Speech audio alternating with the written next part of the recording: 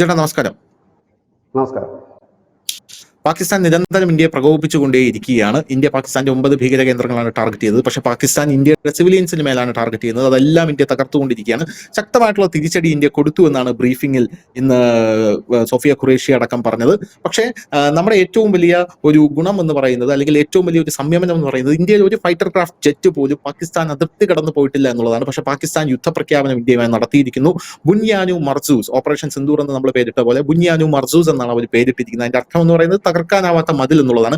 Maximum ഇന്ത്യയെ പ്രകോപിപ്പിച്ചുകൊണ്ടേയിരിക്കുകയാണ്. സത്യം പറഞ്ഞാൽ അത് നല്ലതാണ്. കാരണം ലോകരാഷ്ട്രങ്ങൾക്ക് മുമ്പിൽ ഞങ്ങൾ സംയമനം പാലിച്ചു, ഇവർ മാക്സിമം നമ്മളെ പ്രകോപിപ്പിച്ചത് കൊണ്ടാണ്, നമ്മുടെ സിവിലിയൻസിന് മുകളിലേക്ക് മിസൈലുകൾ എയ്തത് കൊണ്ടാണ്, നമ്മുടെ ന്യൂഡൽഹിയിലേക്ക് മിസൈലുകൾ എയ്തത് കൊണ്ടാണ്, അങ്ങനെ ഒരു വാർത്ത പുറത്തു വരുന്നുണ്ട്. പക്ഷെ അത് ഇപ്പോഴും പരിശോധിച്ചുകൊണ്ടിരിക്കുകയാണ്. മാധ്യമങ്ങളെല്ലാം കൊടുക്കുന്നുണ്ട്, ദേശീയ മാധ്യമങ്ങളടക്കം കൊടുക്കുന്നുണ്ട്. എഴുതത് കൊണ്ടാണ് നമ്മൾ ഇപ്പോൾ വലിയൊരു തിരിച്ചടിയിലേക്ക് പോയത്. കറാച്ചിയിൽ അടക്കം ഇന്ത്യ ബ്രഹ്മോസുമായി നീങ്ങിയിട്ടുണ്ട് എന്നുള്ള റിപ്പോർട്ടുകൾ പുറത്തു വരുന്നത്. സത്യം പറഞ്ഞാൽ ഇന്ത്യയുടെ ഒരു തിരിച്ചടി പാകിസ്ഥാൻ താങ്ങില്ല. ഇന്ത്യയുടെ ഒരു ഫൈറ്റർ ജെറ്റുകൾ പോലും ഇതുവരെ പാകിസ്ഥാൻ അതിർത്തി കടന്നു പോയിട്ടില്ല. നമ്മൾ അടിക്കുന്നത് പാകിസ്ഥാന്റെ സിവിലിയൻസിന് മേലല്ല, അവിടെയുള്ള സൈനിക ബേസുകളും എയർക്രാഫ്റ്റ് റോക്കറ്റ് ലോഞ്ചറുകളും പിന്നെ നമ്മുടെ ഭീകരവാദ കേന്ദ്രങ്ങളുമാണ് നമ്മൾ അടിച്ച് തകർത്തുകൊണ്ടിരിക്കുന്നത്. എങ്കിലും പാകിസ്ഥാൻ നമ്മുടെ സിവിലിയൻസിനെയാണ് പാകിസ്ഥാൻ ലക്ഷ്യം വയ്ക്കുന്നത്. നമ്മുടെ സംയമനത്തെ, നമ്മുടെ പ്രകോപനത്തെ, നമ്മുടെ ക്ഷമയെ അവർ പരീക്ഷിക്കുകയാണ്. നമ്മുടെ ക്ഷമയെ അവർ ദുർബലമായി കാണുകയാണെന്നുള്ളതാണ് നമുക്ക് മനസ്സിലാക്കാൻ സാധിക്കുന്നത്. ഇന്ത്യ വലിയൊരു തിരിച്ചടി നൽകും, വീണ്ടും ഒരു വലിയൊരു തിരിച്ചടി നൽകും. മാക്സിമം നമ്മുടെ യുദ്ധത്തിലേക്ക് പാകിസ്ഥാൻ വലിച്ചിഴയ്ക്കാനാണ് ശ്രമിക്കുന്നത് എന്നുള്ള കാര്യത്തിലും തർക്കമില്ല. അങ്ങനെയാണെങ്കിൽ അബീഷ് ചേട്ടാ, പാകിസ്ഥാൻ ഈ മാപ്പിൽ നിന്നും ഉണ്ടാകും. ഇത് ധനുഷ്, ഇതിനകത്ത് ശ്രദ്ധിക്കേണ്ട ഒരു കാര്യമുണ്ട്. ധനുഷ് ആ പറഞ്ഞ പോയിന്റിൽ നിന്ന് നമുക്ക് തുടങ്ങാം. നമ്മളെ വലിച്ചിഴക്കുകയാണ്. അതായത് നമ്മളെ ലോകത്തിന് മുമ്പിൽ നാണം കെടുത്തുന്ന ട്രാപ്പുകളാണ് കഴിഞ്ഞ 2 ദിവസം അവർ ഒരുക്കിയത്. ഇന്നലെ ആദ്യത്തെ ദിവസം അവർ യാത്രാ വിമാനത്തിന്റെ മറ പിടിച്ചുകൊണ്ടാണ് മിസൈൽ അറ്റാക്ക് നടത്തിയത്. അതായത് എന്താ പ്രശ്നം എന്ന് വെച്ച് കഴിഞ്ഞാൽ, പാകിസ്ഥാന്റെ വ്യോമ പാതയിൽ ഈ യാത്രാ വിമാനം പോകുമ്പോൾ നമുക്ക് തിരിച്ചടിക്കാൻ പറ്റില്ല. കാരണം ഇവരുടെ ലക്ഷ്യം എന്താണെന്ന് വെച്ച് കഴിഞ്ഞാൽ, നമ്മൾ തിരിച്ചടിക്കുമ്പോൾ ഈ യാത്രാ വിമാനത്തിന് അത് ബാധിക്കും, അതിൽ സാധാരണപ്പെട്ടവർ മരിക്കും. അങ്ങനെ വരുമ്പോൾ എല്ലാ ലോകരാജ്യങ്ങളും ഇന്ത്യക്കെതിരെ തിരിയും. കാരണം യാത്രാ വിമാനം അടിച്ചിട്ടു ഇന്ത്യ എന്ന് വരുത്തി തരണം. ഇന്നലെ അവർ കുറച്ചുകൂടി കടന്ന രീതിയിൽ ഇന്നലെ ഈ വാർത്തകൾ ശ്രദ്ധിച്ചിരുന്നവർക്കറിയാം. ഇന്നലെ 8:30 കൂടിയാണ് ഈ പാകിസ്ഥാൻ പതിവ് പോലെ ഡ്രോൺ ആക്രമണം തുടങ്ങുന്നത്. ആ ഡ്രോൺ ആക്രമണം തുടങ്ങുമ്പോൾ ഇന്ത്യ ആദ്യമൊന്നും തിരിച്ചടിച്ചില്ല. നമ്മൾ അങ്ങനെയാണ്, തുടക്കത്തിൽ നമ്മൾ തിരിച്ചടിക്കാറില്ല. ഇത് മാക്സിമം ഇനി പോരട്ടെ, എല്ലാം കഴിഞ്ഞിട്ട് തീർത്ത് കൊടുക്കാമെന്നുള്ള രീതിയാണ്. പക്ഷേ ഇന്നലെ നമ്മളെ ചുറ്റിച്ച് കളഞ്ഞ ഒരു കാര്യമായി തോന്നുന്നത്, ഇന്നലെ കൂടുതൽ യാത്രാ വിമാനങ്ങൾ പറക്കുകയാണ്. പാകിസ്ഥാന്റെ ചുറ്റും, ലാഹോറിനും മറ്റുമൊക്കെ ചുറ്റും കൂടുതൽ യാത്രാ വിമാനങ്ങൾ പറക്കുകയാണ്. അതായത് സ്വന്തം സിവിലിയന്മാരെ, സ്വന്തം ജനങ്ങളെ ഈ വിമാനത്തിൽ കയറ്റിക്കൊണ്ട് കൊല്ലാനായി വിട്ടുകൊടുക്കുകയാണ്, ചാവേറാകാൻ വിട്ടുകൊടുക്കുകയാണ്. അതായത് ഡ്രോൺ ആക്രമണം നടക്കുന്നതിന് തൊട്ടു പിന്നാലെ, ഇല്ലെങ്കിൽ ആ മേഖലകളൊക്കെ തന്നെ ഈ പറയുന്ന യാത്രാ വിമാനം പറക്കണം. അതായത് ഇന്ത്യയുടെ ഒരു പ്രത്യാക്രമണം വന്നാൽ ഈ യാത്രാ വിമാനത്തിൽ അത് ബാധിക്കും, യാത്രാ വിമാനം തകരും. അത് പാകിസ്ഥാൻ വലിയ രീതിയിൽ ഇരവാദമായി ഉയർത്തും. അതിനു വേണ്ടിയിട്ടുള്ള ഗൂഢ നീക്കങ്ങളാണ് നടത്തുന്നത്. നാണം കെട്ടവന്മാരെന്ന് കേട്ടിട്ടുണ്ട്. സ്വന്തം ആളുകളെ കയറ്റിയ വിമാനം സ്വയ രക്ഷയ്ക്ക് വേണ്ടി ഭീകരന്മാർ എല്ലായിടത്തും ആളുകളെയാണ് മറയാക്കുന്നത്. പാകിസ്ഥാൻ ഒരു രാജ്യമാണെങ്കിൽ അതൊരു ഭീകര രാജ്യമാണ്. കാരണം അതുകൊണ്ടാണല്ലോ അവിടുത്തെ ഈ ഭീകര ക്യാമ്പുകൾ ആക്രമിച്ചപ്പോൾ സൈനിക മേധാവി പോലും അതിൽ പങ്കെടുത്തത്. അവർ ചെയ്യുന്നത് നാണം കെട്ട ഒരു പണി. സ്വന്തം പൗരന്മാരെ കയറ്റിയ വിമാനം, ഡൊമസ്റ്റിക് വിമാനങ്ങൾ, അത് പറത്തി വിടുകയാണ് നമ്മുടെ പ്രത്യാക്രമണം തടയാൻ വേണ്ടിയിട്ട്. അതിങ്ങനെ പറക്കുമ്പോൾ നമുക്ക് തിരിച്ചടിക്കാൻ കഴിയുന്നില്ല. പക്ഷേ ഇന്നലെ 9:30 കൂടി നമുക്ക് വാർത്ത ലഭിച്ചിരുന്നു. പക്ഷെ നമുക്കിപ്പോൾ അറിയാം, നമ്മുടെ കേന്ദ്രത്തിൻ്റെ ഒരു ഗൈഡ് ലൈൻ ഉണ്ട്. നമുക്ക് അങ്ങനെയുള്ള ഒരു റിപ്പോർട്ടിംഗ്, ഒരു ലൈവ് റിപ്പോർട്ടിംഗ് നടത്താൻ പറ്റും. പക്ഷെ നമുക്ക് അപ്പോൾ കിട്ടുന്ന നമ്മുടെ സൈനിക മൂവ്മെന്റുകളെ കുറിച്ചൊന്നും നമുക്ക് റിപ്പോർട്ട് ചെയ്യാൻ ഇപ്പോൾ തൽക്കാലം നിർവാഹമില്ല. അത് നമുക്ക് രാജ്യത്തിന്റെ റൂളാണ്. അത് നമ്മളല്ല, എല്ലാ മാധ്യമങ്ങൾക്കും ആ റൂൾ ബാധകമായതുകൊണ്ട് മാത്രമാണ് നമ്മൾ ഇന്നലെ ഒരു ലൈവ് നടത്താഞ്ഞത്. പക്ഷെ ഇന്ന് മുതൽ നമ്മൾ രാത്രി ഒരു ലൈവ് ഉറപ്പായിട്ടും ഉണ്ടാകും. നമ്മുടെ പ്രേക്ഷകരുമായിട്ട് ഇന്ന് ആ ദിവസത്തെ മൊത്തത്തിലുള്ള ബ്രീഫിംഗും അപ്പോൾ അപ്ഡേറ്റ്സും വെച്ചുകൊണ്ട് അപ്ഡേറ്റ്സും ഒപ്പം തന്നെ പ്രേക്ഷകരുടെ ഡൗട്ട്സുകൾ നമ്മൾ ക്ലിയർ ചെയ്യുന്നതായിരിക്കും. ഉറപ്പായിട്ടും അത് ഇന്നു മുതൽ ഉണ്ടാകും ഞങ്ങൾ. അപ്പം ഇങ്ങനെ ഒരു ബുദ്ധിമുട്ട് നമുക്കുണ്ട്. അതായത് നമ്മളുടെ കയ്യിലുണ്ട്. അപ്പൊ ഇന്നലെ നമ്മൾ ഈ ജമ്മു കാശ്മീരിൽ നമ്മുടെ കരസേന വലിയ രീതിയിൽ തിരിച്ചടിച്ച വാർത്ത, ഒപ്പം തന്നെ അവിടെ വാർത്ത പാകിസ്ഥാൻ മീഡിയാസ് ആണ് ആദ്യം കൊടുക്കുന്നത്. ഞങ്ങളുടെ ഇവിടെയൊക്കെ സ്ഫോടനങ്ങൾ കേട്ടു ഇവിടെ എന്ന് പറഞ്ഞു. അത് പാകിസ്ഥാൻ ഉള്ളിൽ തിരിച്ചടി നടന്നു. പക്ഷെ ആ വാർത്ത നമുക്ക് സ്ഥിരീകരിക്കാൻ വേണ്ടി വന്ന ടൈം എന്ന് പറഞ്ഞു കഴിഞ്ഞാൽ, കാരണം നമ്മുടെ രാജ്യവും ഇല്ല നമ്മുടെ സേനാവൃത്തങ്ങളും അത് സ്ഥിരീകരിച്ച് പറഞ്ഞാൽ മാത്രമാണ് നമുക്ക് കൊടുക്കാൻ കഴിയുക. അത് കൊടുക്കാൻ നമുക്ക് കഴിഞ്ഞത് ഏതാണ്ട് പുലർച്ചയോട് കൂടിയാണ്. അപ്പൊ അത്രയും ടൈം എടുത്തു. അതായത് 9:30 ഈ വാർത്ത നമ്മുടെ കയ്യിലുണ്ട്. ഇന്ത്യയുടെ ശക്തമായ അവിടെയാണ് പ്രേക്ഷകരെ ഒരുപക്ഷെ ശ്രദ്ധിച്ചാൽ മനസ്സിലാകും. ഒരു രാത്രി ഒരു 11:30-12 മണി ആയതോടുകൂടി പൂഞ്ചടക്കമുള്ള മേഖലയിൽ, അത് ജമ്മുവിലേക്കുള്ള ഡ്രോണിന്റെ ആക്രമണം പാകിസ്ഥാൻ സ്റ്റോപ്പ് ചെയ്തിരുന്നു. അത് നമ്മുടെ ചാനലുകളെല്ലാം റിപ്പോർട്ട് ചെയ്തിരുന്നതാണ്. ഇപ്പോൾ ഇല്ല, വെടിവെച്ച് അതിർത്തിയിലെ വെടിവെച്ച് മാത്രമേ കേൾക്കുന്നുള്ളൂ. ആ ഡ്രോൺ സ്റ്റോപ്പ് ചെയ്ത് എന്തുകൊണ്ടാണെന്ന് ചോദിച്ചാൽ 9:30 ഇന്ത്യയുടെ ഒരു പാകിസ്ഥാന്റെ ചിക്കൻ നെക്ക് അടക്കമുള്ള ആ ഒരു ഭാഗം, പാകിസ്ഥാൻ ചിക്കൻ നെക്ക്, ബംഗ്ലാദേശിന്റെ അല്ല, ആ ഭാഗത്തേക്ക് ഇന്ത്യൻ കടത്തിലോട്ട് വലിയ സൈനിക നീക്കം നടന്നു. അഖനൂർ ആ ഒരു വലിയ തിരിച്ചടി നടന്നു. അതിന്റെ പിന്നാലെയാണ് ഇത്. പക്ഷെ ഈ വാർത്ത 9:30 തന്നെ എല്ലാ മീഡിയാസിന്റെ കയ്യിൽ കിട്ടിയിട്ടുണ്ടാകണം. അപ്പം ഇത് ഇവർക്ക് കൊടുക്കാൻ കഴിയാത്ത ഒരു സാഹചര്യം. ഇതാണ് നമ്മളിപ്പോൾ നിലവിലത്തെ മാധ്യമങ്ങളുടെ ഒരു അവസ്ഥ. അപ്പോൾ പിന്നീട് ഇപ്പോൾ നമ്മുടെ രാജ്യം തന്നെ ഇന്ന് രാവിലെ 10:30 മണിക്ക് നമ്മുടെ സൈനിക മേധാവികൾ തന്നെ വന്നിട്ട് അതിന് സ്ഥിരീകരിച്ചിരിക്കുന്നു, വമ്പൻ തിരിച്ചടി നൽകി എന്ന് നമ്മൾ പറയുന്നു. അതിനുശേഷം പാകിസ്ഥാന്റെ ഭാഗത്തുനിന്ന് നമ്മൾ കണ്ടത് ഡ്രോണുകൾ മാറ്റിക്കൊണ്ട് യുദ്ധവിമാനങ്ങളും മിസൈലുമായിട്ടുള്ള ഒരു ആക്രമണം. നമ്മളുടെ രാജ്യം ഇതുവരെ അതിലേക്ക് കടന്നിട്ടില്ല എന്ന് അറിയണം. നമ്മൾ ഇതുവരെ അവരുടെ ഡ്രോൺ അറ്റാക്കുകൾ മാത്രമാണ് നടത്തിയിട്ടുള്ളത്. ഇപ്പോൾ അവർ അത് നമ്മുടെ ജനവാസ കേന്ദ്രങ്ങൾ പൂഞ്ചിൽ, ജമ്മു കാശ്മീരിൽ 5 സിവിലിയൻസ്മാർ ഇതുവരെ കൊല്ലപ്പെട്ടു എന്നുള്ള അതിലൊരു ഉദ്യോഗസ്ഥൻ കൂടി ഉണ്ട് എന്നുള്ള കാര്യം കൂടി ഒമർ അബ്ദുള്ള അറിയിക്കുന്നുണ്ട്. അപ്പോൾ അവിടത്തേക്ക് ഇവർ യുദ്ധവിമാനങ്ങളടക്കം നമ്മുടെ നിയന്ത്രണ രേഖ കടന്ന് വരുന്ന ഒരു കാഴ്ച കണ്ടു. അതിലെ 3 യുദ്ധവിമാനങ്ങൾ വെടിവെച്ചിട്ടതായിട്ടുള്ള വാർത്ത ഇന്നലെ തന്നെ ഉണ്ടായിരുന്നു. അതിൽ 2 വിമാനങ്ങളായിരുന്നു ഇന്നലെ ഉണ്ടായിരുന്നെങ്കിൽ ഇന്ന് ആയപ്പോഴേക്കും അത് 3 വിമാനങ്ങളെ, അതിന്റെ അവശിഷ്ടങ്ങളും മറ്റുമൊക്കെ ജമ്മു കാശ്മീരിലെ പ്രാദേശിക മാധ്യമങ്ങൾ കാണിക്കുന്നുണ്ട്. ഒപ്പം തന്നെ അതിന്റെ പൈലറ്റുമാർക്ക് ആയിട്ടുള്ള തെരച്ചിൽ ജമ്മു പോലീസ് ആരംഭിച്ചു കഴിഞ്ഞിട്ടുമുണ്ട്. അപ്പൊ ഇതവിടെ നടക്കുന്നു. അതിനുശേഷം ഇന്ത്യയുടെ ഭാഗത്തുനിന്ന് കൃത്യവും ശക്തവുമായ ഒരു തിരിച്ചടി. അത് അവർക്ക് ഏറ്റവും വലിയ താങ്ങാൻ കഴിയാതെ വന്നത് ഈ ഇസ്ലാമാബാദിനടുത്തുള്ള നൂർഖാൻ എന്ന് പറയുന്ന അവരുടെ ഏറ്റവും വലിയ എയർ സ്പേസ് ആണ്, അത് എയർപോർട്ടാണ്, വ്യോമത്താവളമാണ്. ഈ നൂർഖാൻ എന്ന് പറയുമ്പോഴത്തേന് അവിടുത്തെ VVIPകൾ യാത്ര ചെയ്യുന്ന വിമാനത്താവളം, സൈന്യത്തിന്റെ മൂവ്മെന്റ്സുകൾ നടക്കുന്ന വിമാനത്താവളം, സൈനിക വിമാനത്താവളം, അങ്ങനെ എല്ലാം കൊണ്ടും അവർക്ക് പ്രധാനപ്പെട്ട അവരുടെ തലസ്ഥാനമായി ഇസ്ലാമാബാദിന്റെ കിലോമീറ്ററുകൾക്ക് ഇപ്പുറത്തുള്ള അഖ്നൂർ വ്യോമത്താവളം തകർക്കുന്നു. കൂടാതെ മറ്റ് 2 വ്യോമത്താവളങ്ങൾ കൂടി തകർക്കുന്നു. ഇന്നിപ്പോൾ ആയപ്പോൾ നമ്മുടെ സേന അത് സ്ഥിരീകരിക്കുകയും ചെയ്തിട്ടുണ്ട്. ഇന്നലെ രാത്രി മുതൽ തന്നെ പാക് മീഡിയാസ്, അവിടുത്തെ പ്രധാനപ്പെട്ട പാക് മീഡിയാസ് എല്ലാം തന്നെ വിഷ്വൽ അടക്കം പറയുന്നു, പാകിസ്ഥാന്റെ 8 നഗരങ്ങളെ തീമഴ പെയ്യിച്ചുകൊണ്ട് ഇന്ത്യയുടെ വലിയ തിരിച്ചടി നടന്നിരിക്കുന്നു എന്നവർ പറയുന്നുണ്ട്. അപ്പോൾ നമ്മുടെ രാജ്യം നമ്മൾ തിരിച്ച് അടിച്ചു എന്ന് മാത്രമാണ് പറയുന്നത്. പക്ഷെ അതിന് അവർക്ക് എന്ത് നഷ്ടം സംഭവിച്ചെന്നോ അവർക്ക് എന്ത് സംഭവിച്ചെന്നോ നമ്മൾ ഇതുവരെ പറയാൻ നമ്മൾ തയ്യാറായിട്ടില്ല. നമ്മൾ അങ്ങനെ പറയുകയുമില്ല. ഒരു പക്ഷേ യുദ്ധമൊക്കെ തീർന്നതിന് ശേഷം നമ്മുടെ സൈനിക മേധാവികളോ ഇല്ലെങ്കിൽ നമ്മുടെ ഏതെങ്കിലും മന്ത്രിമാരോ ഇതെല്ലാം ഉണ്ടെങ്കിൽ ഈ സൈനിക ഓപ്പറേഷനിൽ പങ്കെടുത്ത ഈ സൈനിക മേധാവികളും മറ്റുമൊക്കെ റിട്ടയർഡ് ചെയ്യുന്ന സമയത്തൊക്കെ അവരിതിന്റെ പിന്നിൽ ആ അണിയറയിൽ നടന്ന നീക്കങ്ങൾ പറയുമായിരിക്കും. അത്രയൊന്നും നീണ്ടുപോകേണ്ട ആവശ്യമില്ല.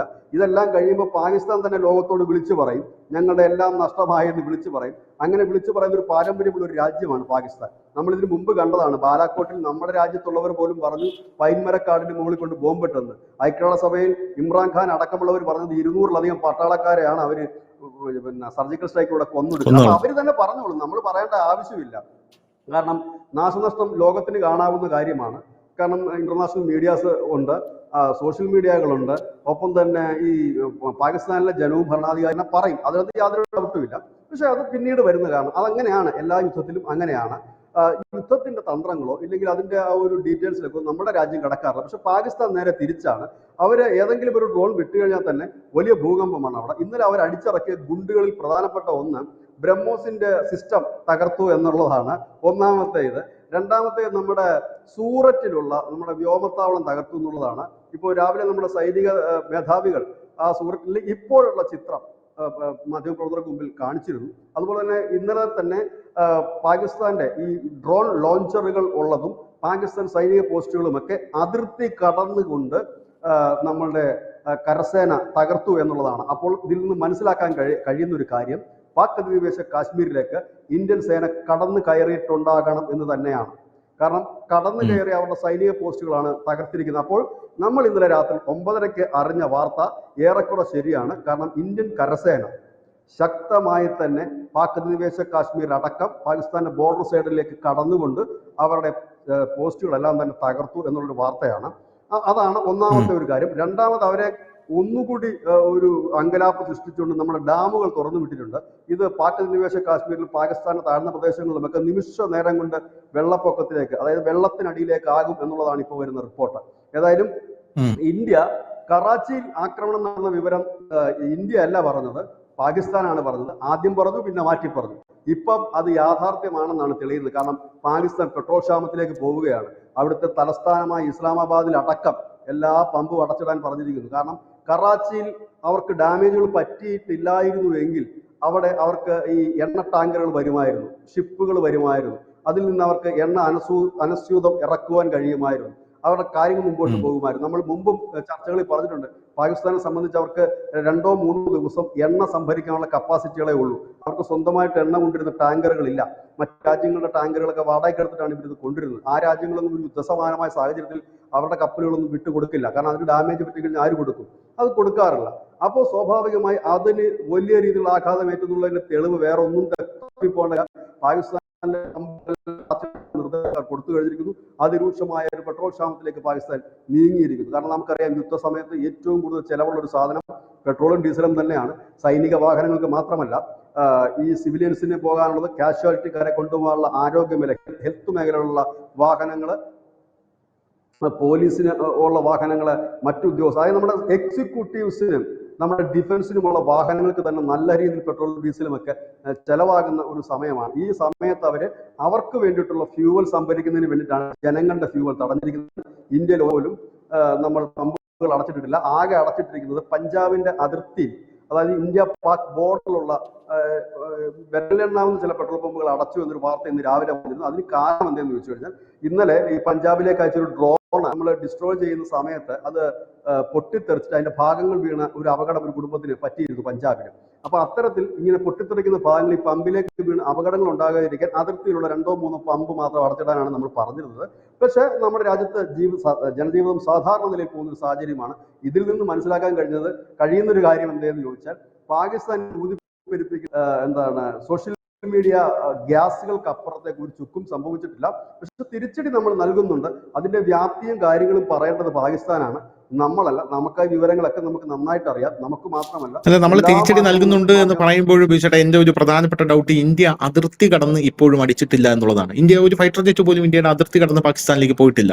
നമ്മൾ അതിർത്തിക്ക് ഇപ്പുറം നിന്നുള്ള തിരിച്ചടിയാണ് വളരെ കൃത്യമായി നൽകുന്നുള്ളത് എന്ന്. അതായത് ഇതിൽ നിന്ന് മനസ്സിലാക്കുന്നത്, ഇന്ത്യ ഇപ്പോൾ തന്നെ പാകിസ്ഥാന് താങ്ങാൻ പറ്റുന്നില്ല, വലിയ രീതിയിലുള്ള തിരിച്ചടിയാണ് ലഭിക്കുന്നത്. നമ്മുടെ മിസൈലുകളും ബ്രഹ്മോസ് അടക്കം പോയിട്ടുണ്ട്. നമ്മുടെ S-400 കൃത്യമായിട്ട് പണിയെടുക്കുന്നുണ്ട്.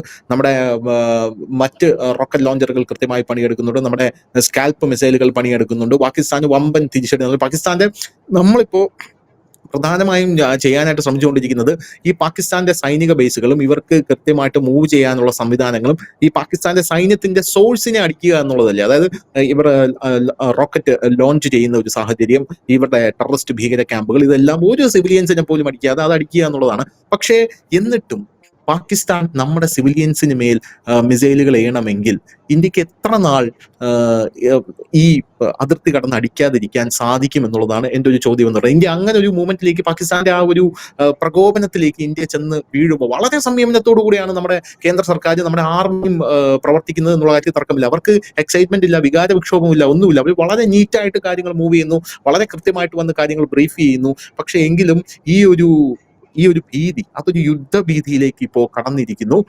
നെക്സ്റ്റ് ഇന്ത്യയുടെ എന്തായിരിക്കും ഇതിന്റെ ഒരു നെക്സ്റ്റ് മൂവ്മെന്റ് എന്ന് പറയുന്നത് എന്തായിരിക്കും? ലോക രാജ്യങ്ങൾ ഇടപെട്ടിട്ട് പോലും ഇന്ത്യ അനുസരിക്കാൻ തയ്യാറാകുന്നില്ല എന്നൊരു ആക്ഷേപം ഇപ്പോ സോഷ്യൽ മീഡിയയിലടക്കം ഉയർന്നു വരുന്നുണ്ട്. നമ്മൾ ഇന്ത്യക്കാരി തന്നെയാണ് ഉയർത്തുന്നത് എന്നുള്ളതാണ് വേറൊരു കാര്യം. അങ്ങനെ അനുസരിക്കാൻ ഇന്ത്യക്ക് ബാധ്യതയുണ്ടോ എന്നുള്ളതാണ് എന്റെ ചോദ്യം. ശരിക്കും നമ്മൾ ഈ ഓപ്പറേഷൻ സിന്ദൂർ ആരംഭിച്ചത് മുതൽ പരിശോധിച്ചു കഴിഞ്ഞാൽ നമുക്ക് വ്യക്തമാകുന്ന ഒരു കാര്യം, ഇന്ത്യ സിസ്റ്റമാറ്റിക് ആയിട്ടാണ് പോകുന്നത്. അവരടിക്കുന്നു. ആദ്യം നമ്മൾ അവരുടെ ഭീകര കേന്ദ്രങ്ങൾ അടിക്കുന്നു. നമ്മൾ ലോകത്തോട് വിളിച്ചു പറഞ്ഞു, ഞങ്ങൾ ഒരു സിവിലിയൻസിനെ കൊന്നിട്ടില്ല, കൃത്യമായി തന്നെ അവരുടെ ഭീകര കേന്ദ്രങ്ങളാണെന്ന്. അവർ പറഞ്ഞു ഭീകര കേന്ദ്രങ്ങളല്ലെന്ന് പറഞ്ഞു. പക്ഷെ ചത്തത് മുഴുവൻ ഭീകരന്മാരായിരുന്നു. അവരുടെ ശവസംസ്കാര ചടങ്ങിൽ പട്ടാള മേധാവി വരെ പങ്കെടുക്കുന്ന ചിത്രങ്ങളും വീഡിയോകളും പുറത്തു വന്നു. ലോകത്തിന് മനസ്സിലായി എന്താണ് സംഭവിച്ചത്.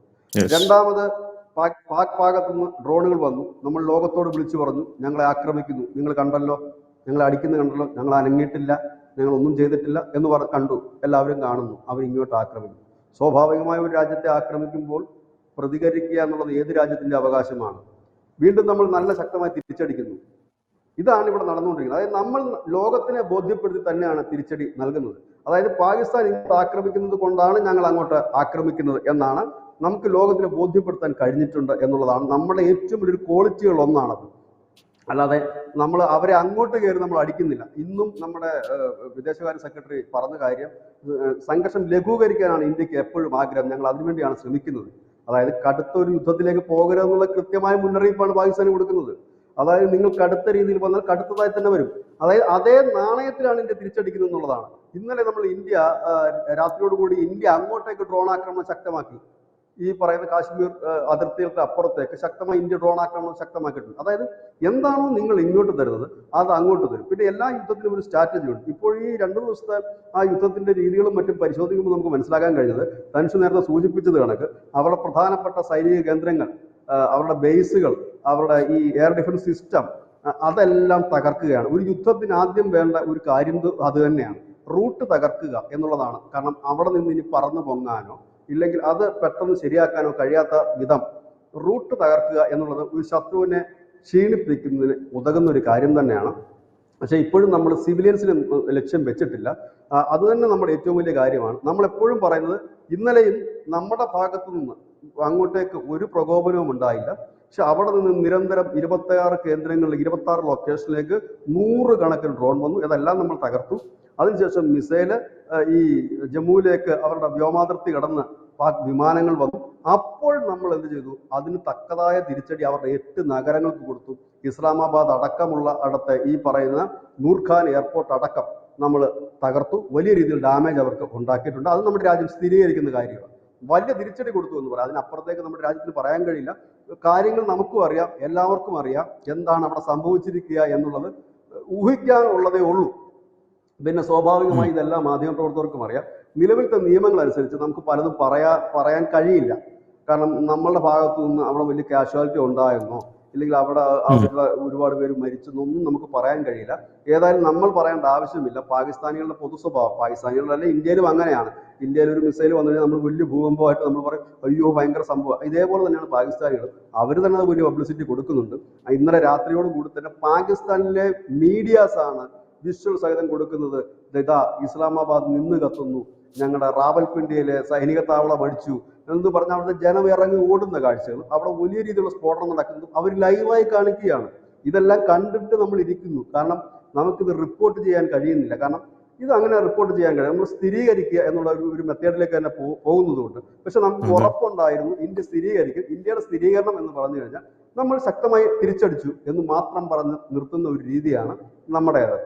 അല്ലാതെ പാകിസ്ഥാനെ കണക്ക് ഏതെങ്കിലും ഒരു ഡ്രോൺ വിട്ടിട്ട് അവിടെ 500 പേര് മരിച്ചു, ഇവിടെ അവരുടെ ബ്രഹ്മോസ് അടിച്ച് തകർത്തു, S-400 അടിച്ച് തകർത്തു എന്നൊക്കെയുള്ള ഗീർവാണങ്ങളും വീരവാദങ്ങളും മുഴക്കുന്ന ഒരു രീതിയിലേക്ക് നമ്മൾ ഒരിക്കലും പോയിട്ടുമില്ല. നമ്മുടെ മുൻകാല യുദ്ധങ്ങളിലൊക്കെ തന്നെ അതിൽ പങ്കെടുത്തവർ തന്നെ പിന്നീട് പറഞ്ഞിട്ടുള്ള കാര്യങ്ങളാണ് വലിയ വാർത്തകളായി വന്നത്. അവരാരും വന്ന് എന്താ സംഭവിച്ചതെന്ന് പോലും ആരും ഇതുവരെ പറഞ്ഞിട്ടില്ല. കാർഗിൽ യുദ്ധത്തിൽ കഴിഞ്ഞതിന് ശേഷം അതിനെക്കുറിച്ച് ബുക്കുകളൊക്കെ വന്നപ്പോഴാണ് നമ്മളതിന്റെ ഒരു റിയാലിറ്റി മനസ്സിലാകുന്നത്, എന്തായിരുന്നു അവിടെ സംഭവിച്ചത്. അതുപോലെ തന്നെയൊക്കെ ആയിരിക്കും ഇത്. പക്ഷെ അത്രയും നീളേണ്ട കാര്യമൊന്നുമില്ല.